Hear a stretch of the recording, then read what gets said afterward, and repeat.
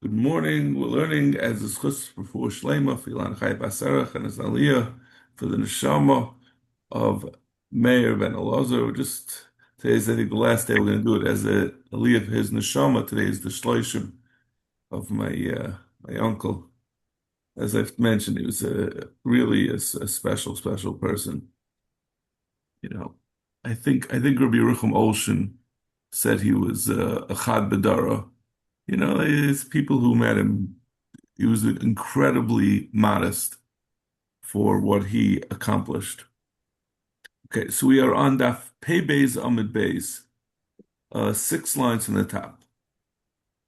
So this is going back on the Mishnah, right? The Mishnah on Amid Aleph. So there are two parts in the Mishnah, but it really doesn't make a difference. It's the same Machlekes Sumchas and Tanakama in the beginning and the end. So the Mishnah we said, if you shecht a mother, and then afterwards on the same day you shech the two children, then you get shmoinim. But if you do it the other way around, you first did the two children and then you shechted the mother, then you only get 40. Sumchus would disagree on that as well. He would say you get 80.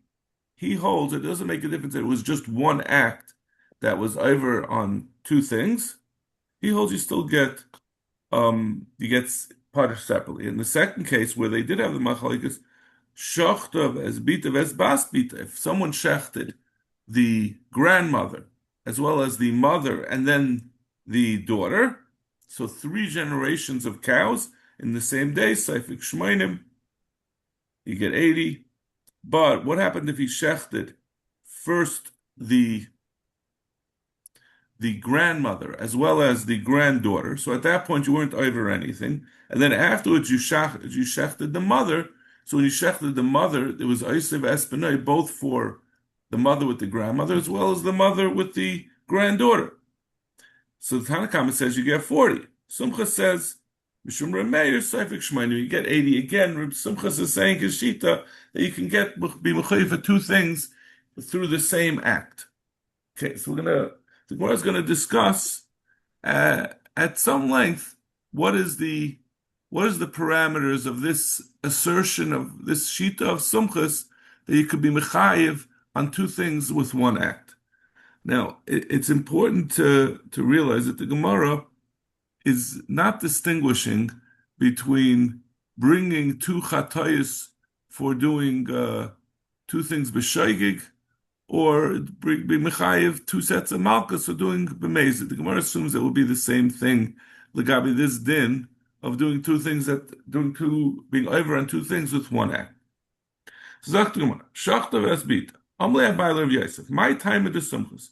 Why does Sumchus hold that with this one act in our Mishnah of being Oisei Vesbenai, where you do two Oisei Vesbenais by shechting the mother together with the grandmother as well as with the granddaughter, you're mechayiv 2 sets of malchus. If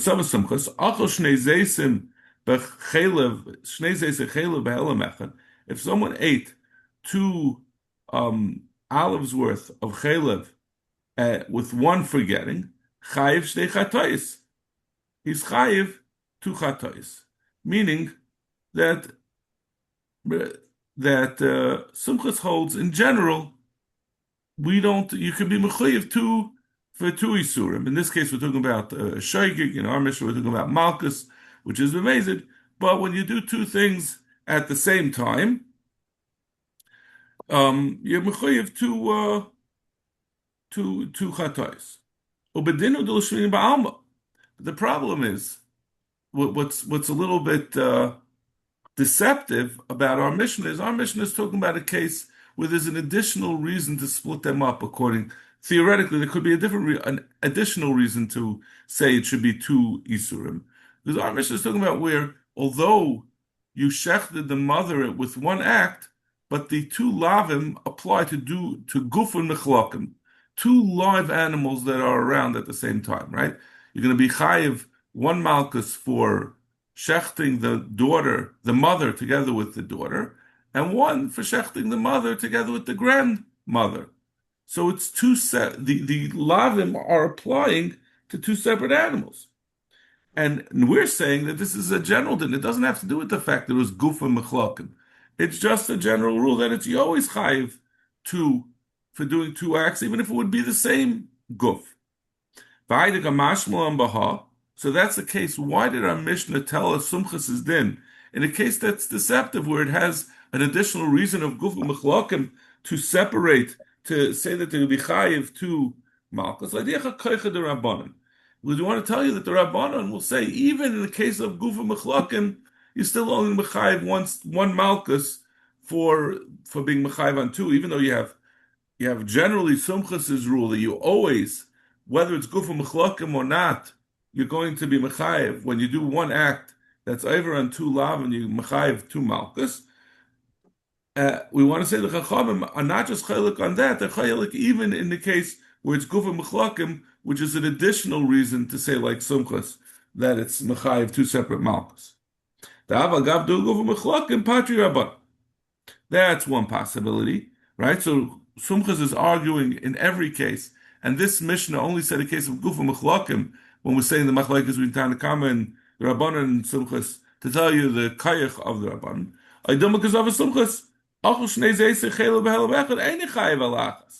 Maybe Sumchas Taka agrees. He doesn't say so far that you're always going to be Mechayiv two separate Malchus. The only reason why Sumchas argues over here is because of Guf Mechlakim. Without the added factor of Guf Mechlakim, Sumchas also would agree that you're not Mechayiv two separate Malchus. So Amalei in. It is as you have speculated, meaning your Chiddush Svara that Sumchas would say is din under all circumstances, not just in the case over here where it's Gufa Mechlakim, but he always says that you chayiv two Malchus for two lavim. He holds even in the case of Zaysim, where it's not two separate live animals, it's not Gufa Mechlakim, even there Sumchas would hold Yechayev two Chatais. Mimai, where do we see that this is so? And our Mishnah is not conclusive, right? Our Mishnah could just be talking about Gufa Mechlakim. How do you know Sumchas says it's Shita even without the case of Gufa Mechlakim, just because it's two lavim? But it's not. Hazareya Klayim, Loika. The Mishnah says someone who plants Klayim, he plants, let's say, grapes together with wheat. Well, we'll refine that in the future, but for the purposes at this point, he's Zereya Klayim, he gets Malchus. My loika, what does it mean he gets Malchus? Ilay Maloika Achas Pshita. If it's coming to tell you that if someone was Zereya Klayim, he gets Malchus, that's Pasha. Torah says you shouldn't be Zereya Klayim, of course you get Malchus. But my Klayim, why does the mission express itself in this strange way, this clunky way? He was Zereya Klayim two times. El Pshita Beis Malchus. We're saying he gets two sets of Malchus. And what do you do? If we're saying he gets two Malchus where he planted Klayim, they told him, don't plant Klayim, and he planted Klayim, and then afterwards they told him, they saw he's about to do it again, they said, don't plant Klayim, and he did it again. That's Pashat, that he gets two Malchus. Tnina.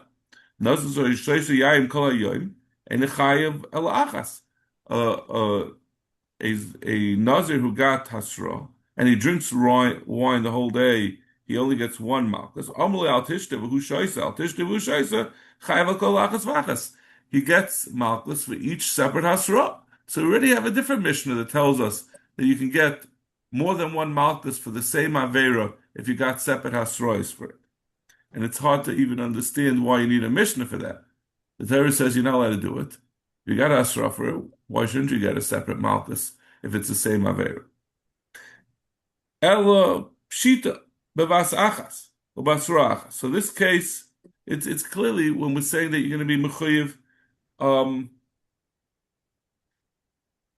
we were saying we have two Malchus by being Zereya. It's talking about what he did in both. He took two sets of seeds and he planted them at the same time with the one hasra. Money. Who is this like? Ilim Rabban de Plido Ledu Sumchus. If it's the Rabban who argue on Sumchus and they say, how could that be that they're going to say you're going to be chayiv too? Hashtem Mahasam de Gufim Chlak and Patri Rabban Hachal Kol Sheket. By our mission, we already established that Chum hold even where it's Gufa Mechlakim. Now, there's no such thing as Gufa Mechlakim on two where it's considered to be one guf. I'm sorry, that should be considered Gufa Mechlakim by seeds. There's no live animals, there's no live people, there's no two live gufin to separate it to be treated because of gufin that they should be separate. And the Rabbanan said by us, even where it is Gufa Mechlakim, you're only going to mechayiv one if you do two at the same time. Certainly by Zareya Klayim, you're only going to mechayiv one. Elalav Sumchasi. Elamai must be Sumchas, and we're saying, in spite of the fact that it's a little strange to say maybe it's Rabbanan, because well, Mehechates, like the whole, it should just say, obviously the Chacham never hold that you mechayiv two separate ones. It seems a little clunky the way it's expressed. But so the Mishnah, the din over there of Zereya Chayev too must be talking about Simchas, even though it's not Gufa Mechlakin. So you see, our Mishnah must be understood with the pshat that we had originally suggested, that it's not because the Gufa Mechlakin is only to say Kaichan the Rabbanan, but Simchas always argues and says you can be Chayev too. So Rabbanan. It could really be talking about the Rabbanan, and it's talking about, like we had originally suggested, where he got two separate hasrois for planting the separate klayim. The Mishnah is trying to tell you a different din as it's telling you this case that you're chayiv for klayim. Take a trey gavni klayim, that it's coming to tell you that there are two. You can be mechayiv klayim for that. It's going to be considered two acts of klayim. When, let's say, he plants wheat together with grapes at the same time that he plants, let's say, barley together with grapes. I'll look at the Rav Yoshia. This is to exclude from Rav Yoshia. Rav Yoshia, Achi Yizra, Chitu Usoyre V'chatza Mabhoilas Yad. He says that you have to do three things. Klein doesn't have to be bedafka. Chatzin is grapes. It doesn't. He says that the Torah says you shouldn't plant chita and syra with your grapes. Rav Yoshia says that means bedafka. You have to have all three at the same time. So we're coming to say not like Rav Yoshia. You don't have to have both chita and syra together with the grapes in order to be chayiv. That you could be mechayiv for each case of chita and sa'ira. They don't have to be together in order to be mechayiv. So there's no chiddush, there's no raya from that zereya that Sumchas in our Mishnah is saying even in the case of not gufa mechlakim that you're going to be where it's even when it's not gufa mechlakim you're still going to be chayiv shtayim. Toshma, we're going to again try to bring a raya to this question of how to understand Sumchas shita in our Mishnah. Achol mizek kazayis umizek kazayis. This is talking about the din of Gid Hanasha. And at this point, it's going to be a Gemara in about a week. We're going to learn this sugya. At this point, Rabbi Yehuda holds it's a suffix of whether you're mechuyev which one of the two Gid Hanashas. An animal has a right Gid Hanasha and a left Gid Hanasha, which one you're chayev on. So he said if you ate from each one of the two Gid Hanashas a kazayis, Seifik Shmeinen. The Tanakama does not agree with Rabbi Yehuda about whether it's the right leg or the left leg. They hold you chayiv on each Gid Hanasha. So you'll get from both of them. You get two Yechayiv and two Lavim. Yehuda Aimer Enes Seifik Ela Mem. But Yehuda says he only gets one because we don't know which one. Only one of them was he chayiv. Hey Chidami. What's the case that he ate the two kazayis? Ilim b'zeh if we're talking about we got a separate hasra and he ate the two kazesim from the two legs in two times, my time with Yehuda. Hasra safaki. You shouldn't be chayev at all according to Rabbi Yehuda. Because as you gave each hasra, you don't know which one is the leg that you're chayev on. So even though you for sure at some point ate the Gid Hanasha, but you didn't know when you gave each hasra if this was the correct hasra. You say you might be you're eating you didn't get anashim. It might not be true. And we know that Yehuda holds Asra Safek is not Asra. The Tanya. If someone is Mesopek who his father is, and he had the two people lined up, and he smacked both of them. Or Kilo Lazeh v'chazer Kilo Lazeh. He was Makal one and he was Makal the other one. Or if he did them, hit them both at the same time, or he's makal both of them at the same time. Chayiv, the Tanakama says, Yechayiv, the Tanakama says, Asra Safek is Shema Asra. You don't know when you're in the first case of this price. So you didn't know which one was the father, and someone gave him Asra, don't hit your father. And he hit the first one, then he hit the second one, and he gave another Asra, and then he hit the second one. You didn't know which Asra was correct. But even so, you're chayiv. Yehuda says, I don't agree both of these. I don't agree to both things. He said only one of the things that you said is true. Only the case was done at the same time. You only need one asra because then it's asra zvada. So you see, Rabbi Yehuda holds that asra safek is loishma asra. So how could we say if we're talking about Zeh Chazeh with two Asra'is, how could Rabbi Yehuda say Yechayev even 40? You shouldn't be Yechayev at all. Ella Pshita B'Vasachas B'Asrachas. So because of Rabbi Yehuda, we have to understand it's talking about where it was all done at one time and with a single Asra. Uman Tanakama. And who's the Tanakama then? That says you can Yechayev 2 for eating the 2 Giran Nashas. Ilay Merabban the Pligal Adisum, because Hashim Masam the Guvim Mechlakim. Patrabban Hachalei Kol Shekain. Our case of Oisav Espanoi, which is Gufa Mechlakim, even so, they say it's Potter, certainly over here, where it's 2 legs of a dead animal, so it's not Gufa Mechlakim. As we're going to see later on, the Gemara could even be talking about where it's from different animals, but we don't need to really concern with it. We could even, we could leave it for now, just it would be incorrect, that it's talking about Badafka from the same animal, and that's why it's not Gufa Mechlakim. That's not going to actually be the case, but the point they're going to say is because it's a dead animal, and even so if the Chama poiter by Gufa Mechlakim, certainly they're going to be pater over here by the 2 Giranashas, which are not Gufa Mechlakim. Elav Sumchasi. Elamai must be Sumchas, and Sumchas is saying his din, even where it's not Gufa Mechlakim. They could be talking about we did one after the other, Ravana, and it's going to the Ravana. This, so then we said the problem was if it's talking about Bezeh Chazeh, how could Rabbi Yehuda say Yechayev even one? Rabbi Yehuda is the Manam who says Hasra Safek Lo Shma Hasra. If it's talking about Bezeh Chazeh, each Hasra was a Hasra Safek. Zakt Gemara, this is going a different sheet to this. It's a machlokes about whether Rabbi Yehuda holds Hasra Safek. There are 2 different brises. There are 2 contradictory brises. We brought the earlier one by Hika Aviv and Mekal Aviv. Rabbi Yehuda had said Hasra Safek is Loishma Hasra. But we have a different brise, so Rabbi Yehuda indicates Hasra Safek is Hasra. The Tanya. Let's say Siri Menu Ad Baike. And the reason why the Rabbanan here say that it's because it's 2 separate hasras. Of course, everyone agrees. If you have 2 separate hasras, Rabbi Yehuda has the problem that he holds. It's not, one of them is not a gid hanasha. We're talking about 2 separate hasras, and he did 2 separate actions.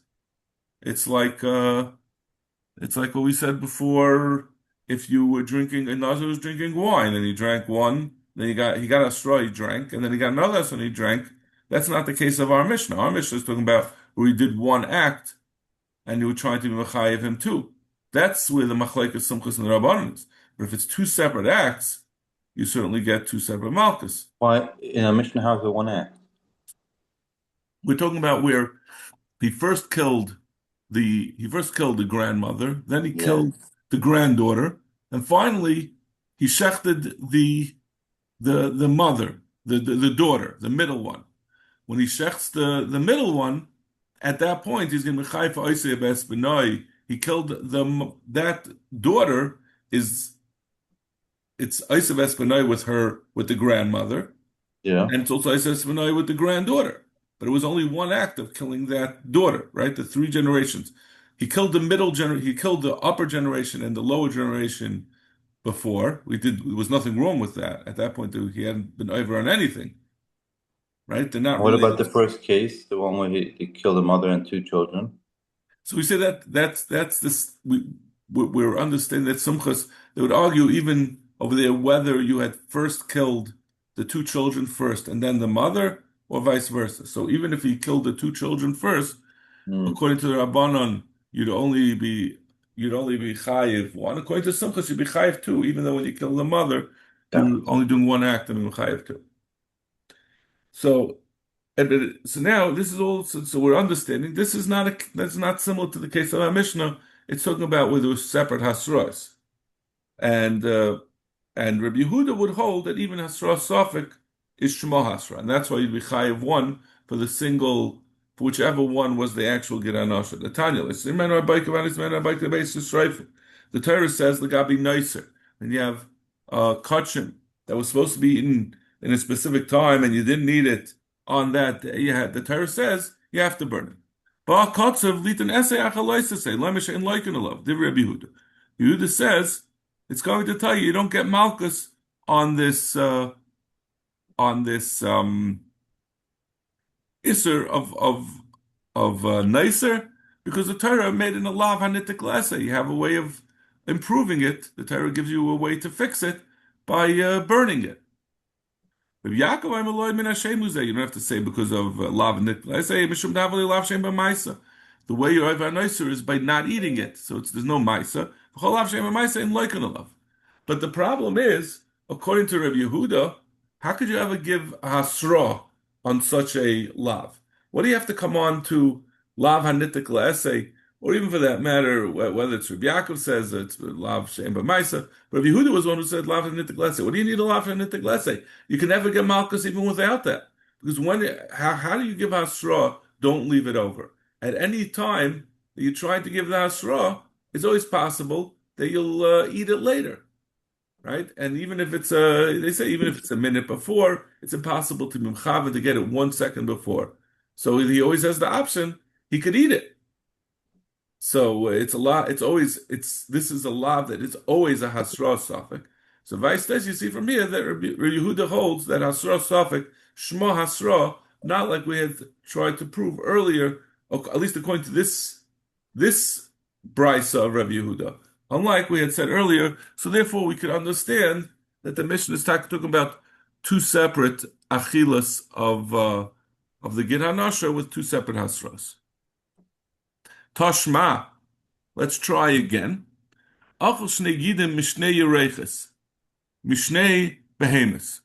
If someone ate the Gid HaNasha from two different thighs from the legs of two separate behemoths, and they were both the this is talking about they're both from the same side. It's talking about this is going in, like we had mentioned before, that it's not clear what the shita is of Rabbi Yehuda about Gid HaNasha. Meaning, before the earlier Gemara, we had gone with the assumption that Rabbi Yehuda does not know which one of the two Gidim, the right or the left, is the one that you chayav on. Now we're going at the conclusion of the Gemara later on, that we've concluded that he holds that it's the right side that is the Gid HaNasha.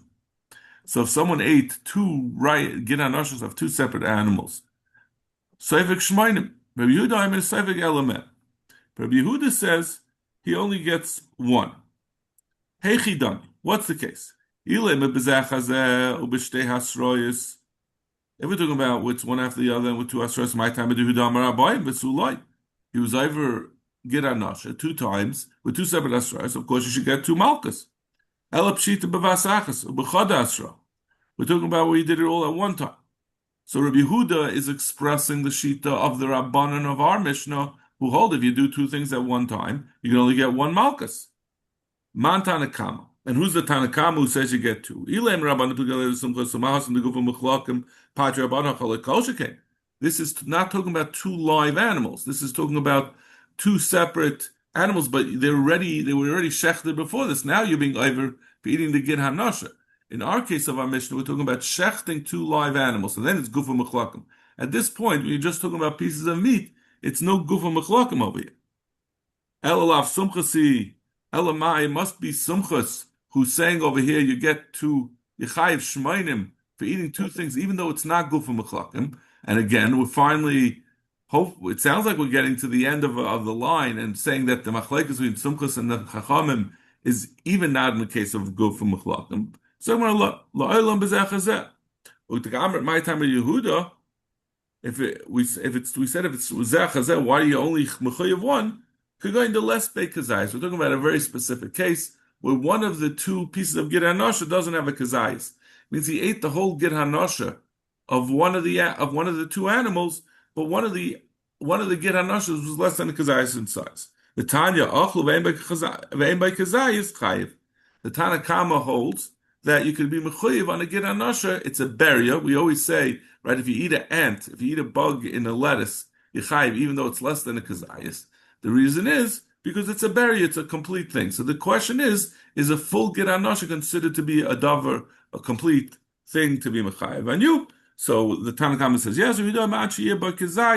Yehuda says no, you're not going to be chayev. So that's the crux of the machlekes. It could be talking about bezeh chazeh. So there's no bearing on our question in our Mishnah about how to understand Rabbi Yehuda, and we're left. How to understand Sumchas, and we're left without a resolution of whether Sumchas says is din only that you're chayev twice, only by gufa mechlakim, or in every case, and we only said the case of gufa mechlakim to tell idea kaicha derabana. Zok the Mishnah. Ba'arba prokem b'shana hamoicha behemel chaver tzarich lo yediyah. There are 4 times during the year that it's so common that everyone makes a big Yom Tov Suda, and therefore, if you buy an animal, the expectation is you should be able to shecht it immediately. So if someone is selling animals, he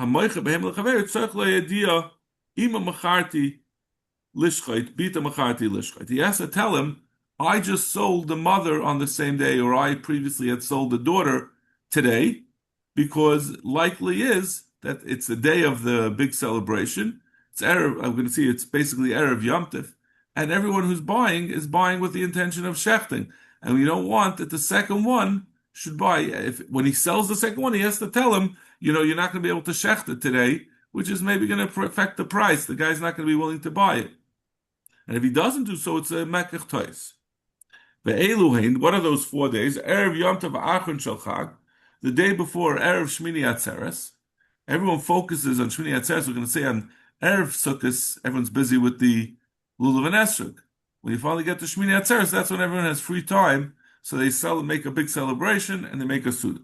For Erev Yom Tov Rishon Shel Pesach, Erev Pesach, Erev Atzeres, and Erev Shavuos, Erev Rosh Hashanah, and Erev Rosh Hashanah. Rabbi Yisrael Af Erev Yom Kippurim beGalil. Rabbi Yisrael says also Erev Yom Kippur in the Galil they used to make a suda on meat and they would shecht an animal. Other places they made like us, they had the chicken, which was back in those days that was basically considered melchus. Amar Rabbi Yehuda, Emasai Bisman she'en lo revach. Yehuda says that's only if it was the immediately the day before. If it's not the day, if it's not immediately before, if he had sold, let's say the mother or the daughter the day before, and now he's selling it on Erev Yom Tov, he doesn't have to assume that the person had waited a day to shecht it, because the person will shecht it a day earlier as soon as he gets it and hold on to the meat. Amar Yehuda says, I'm sorry.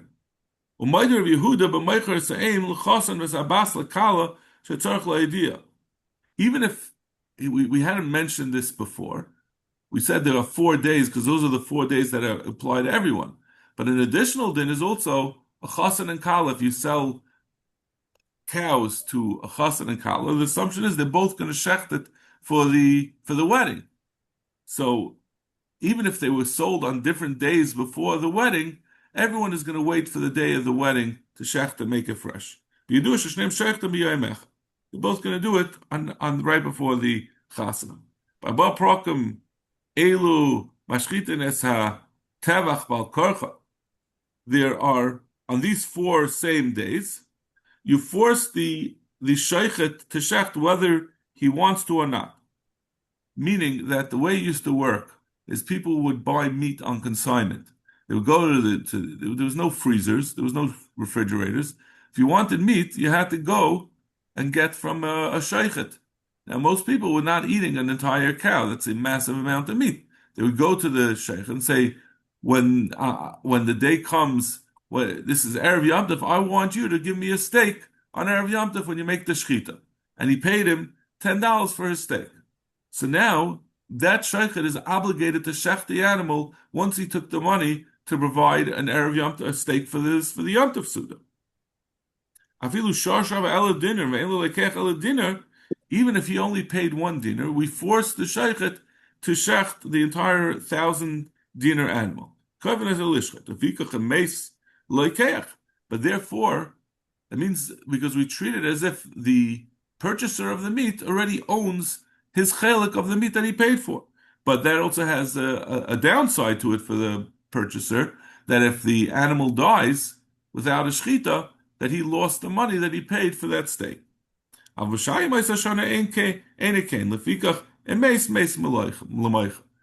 the rest of the year, even if he paid a dinar, the person is not, we're going to see exactly why it is, but the person is not, Saimach Das, is not a kinyan beforehand, and therefore, if it dies, he can't force the sheikh to shecht, and if it dies, it's the loss of the seller.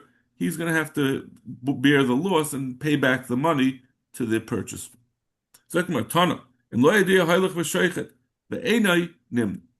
We said in the first part on these 4 days that you have to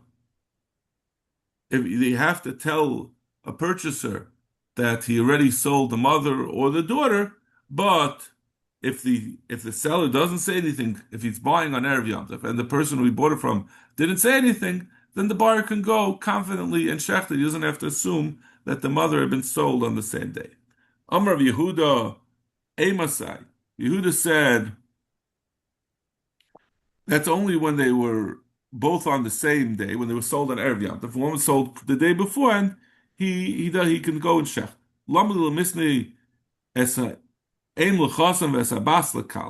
Why did it say? So we continued and we said that there's also a din if you sell to the mother to the chasen and the daughter to the kala, that you have to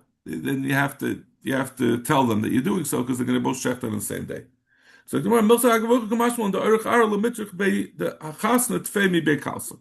usually the chasen is going to spend more, so he's going to get the mother, which is bigger than the kala, than the daughter, which the kala is going to buy. We said on these 4 Yom Tovim, how could you have a kinyan? What are we saying that there's a kinyan to the person who bought it, and therefore it's going to be the responsibility of the lekeach? He didn't do a mashicha. How is there a kinyan? Talking about where he did a mashicha.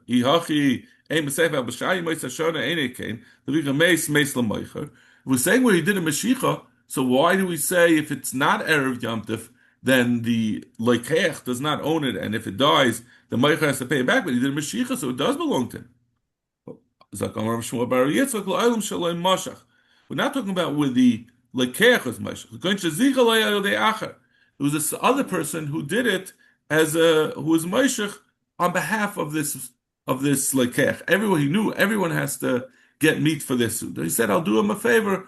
I'll put up I'll be mashach and I'll put up the money to make sure he gets a chelik." Those days, it's a good assumption that everyone wants it. So the Mashiach is kaina, and therefore it's going to be the damage of the lekeach. You can't. We're going to say that this person who took it upon himself to be zeich of him will ignore him, even though he did Mashiach. That wasn't what the buyer necessarily wanted.